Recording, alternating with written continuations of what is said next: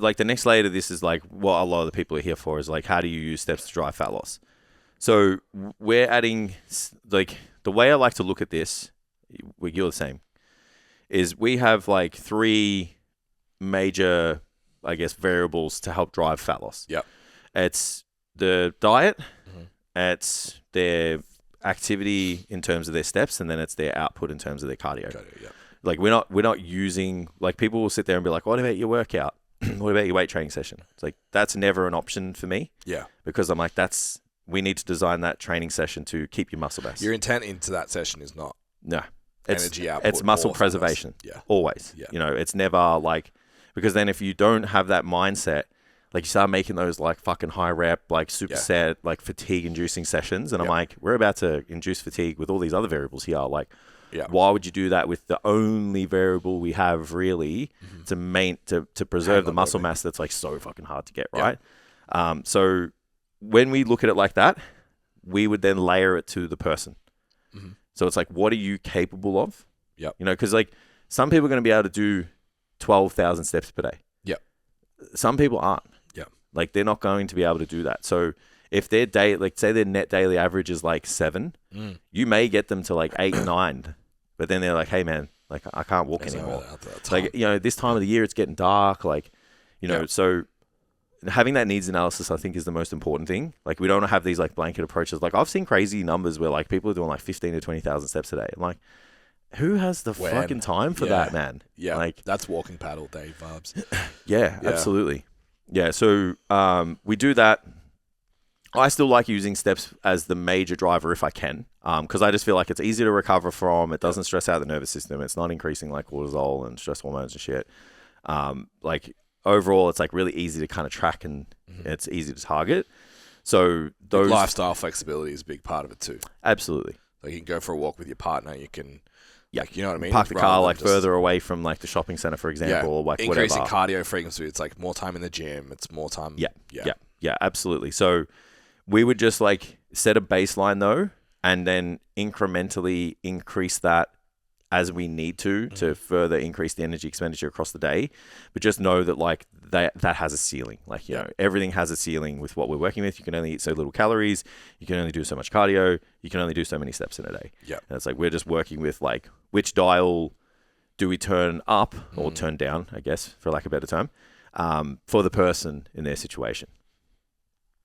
So talking about parking your car further away from the shopping center, what are the best ways to get your steps in, you would say? Like, if someone's like sitting here like, fuck, I'm like 3,000 or 5,000, like, how do I get more in? Yeah. Like, what would you say to that person? Put it front of mind. It's like I know that's not actually a tangible solution, but if you have it front of mind, you'll find it all the time. Yeah. I never sit still when I make phone calls. I've even like, I'll just walk around my bench. Like, if I'm making a coffee, whatever, it's like to do that. Walk during phone calls is one here. Yeah. Walk between sets. Yeah, in the gym. Huge. The amount of people that sit between sets. I'm always pacing the gym. I know I look like a weirdo, but I don't care. Yeah. I'm always walking around the piece of equipment that I'm using usually. And then just carving out, when you layer in the other benefits, like honestly, output is standalone. Yes, it's a absolute must. Yeah. The biggest benefit I see is the state of mind thing. Yeah. It's the stress reduction. It's the, like, all of that kind of shit. Go the fuck outside, see some sunlight, all that shit. That, if you prioritize it as a benefit overall, not just I have to do steps to lose weight, I think it's easier to put that 10, 15-minute walk in all the time, or carve out a part of your day like you have with Mav that's a routine that I do this walk all the time. I think, and then making it a part of, but honestly, like, routine's too shallow. So like, you take Mav for a walk. Yeah. So it's rewarding. There's an exchange there, like you hang out with the dog and whatever. I take LJ for a walk every morning. It's bonding time. We're chilling out. Yeah. Sometimes Amy will come. It's like, it's a thing that happens. And then the weekends are like, don't have my steps. What are we doing today? We're going to go to High Point and walk around a shopping center all day. Or we're going to go here and we'll get coffee, but we'll go for a walk. You can really layer it in. Yeah, so I think you can stuff you do. Yeah, like you can make it wholesome, I guess, is like which has added benefits rather than across the board. Yeah, spending if you don't want to go stand on the elliptical for 15 spend 15 minutes on there. Yeah. Which is still valuable, by the way. Agreed. But yeah, like you've kind of, I guess, like layered all of them in. So it's like, you know, setting times to move throughout the day, taking the stairs at work, like even just like having a 10-minute like movement, like walk after you eat. Yep. And then just like setting time for it, like you've kind of mentioned. So the last one is like just kind of setting your own like kind of little targets, like setting, you know, challenges, I guess, for yourself, or if you've got a group of friends and stuff, like, was it like September? Like that's just a great example of like what could be done every month. Yeah. You know, and that's just that gamify attitude again. Absolutely. Yeah. Absolutely. So then I thought, like, you know, best ways to kind of track your steps. I've just got these in like tiers. And we do it for time. I'm going to just turn that over. We'll try and wrap this up.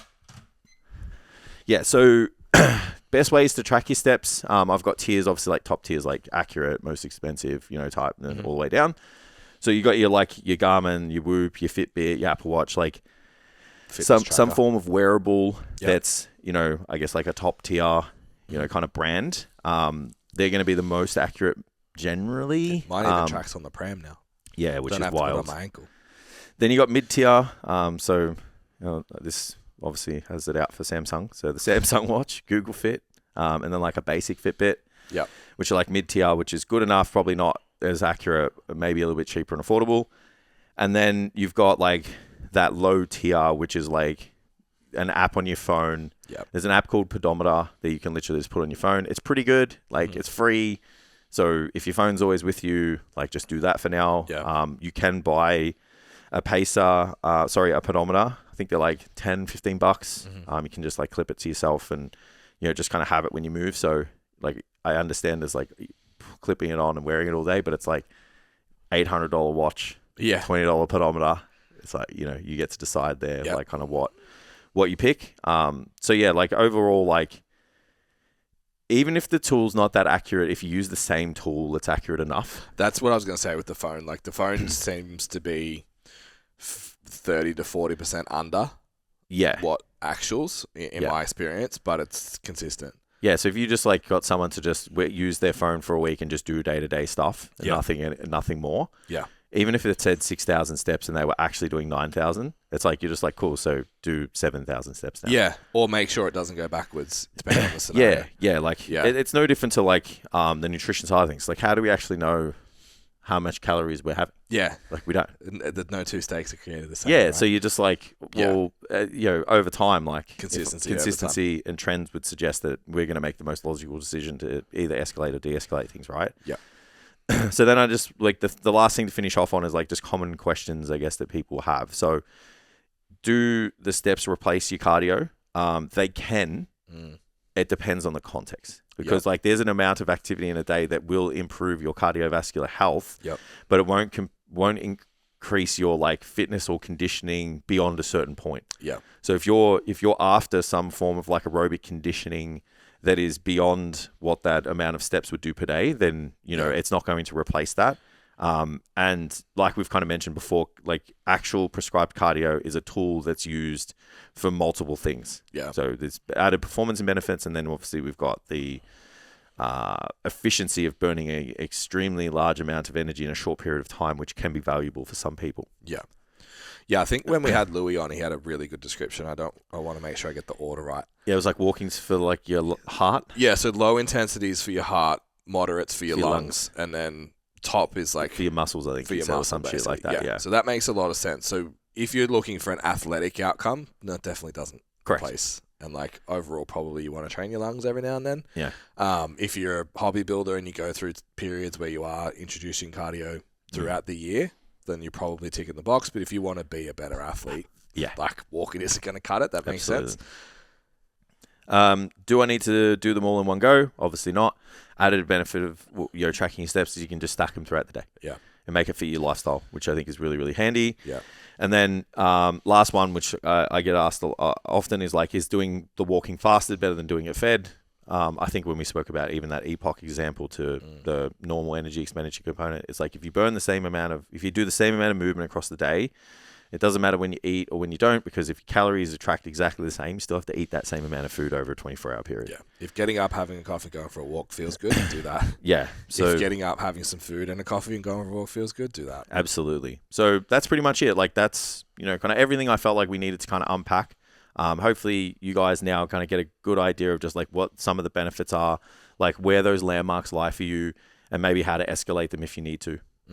Yeah, absolutely. All right. Cool. Well, if you're here for the first time and you liked what you saw or heard, hit that subscribe or follow button depending on what platform you're on. Go to the website if you are interested in taking your physique to the next level without giving up your whole life to do so. We're taking applications for online coaching right now. So jump on the website, submit an application, we'll jump on a call with me. I'll see if we're the right fit and put you with the right coach to help you build your best physique. And for everyone else, thank you guys for the support. Share the video if you feel like someone else would benefit from it, and we'll see you next time.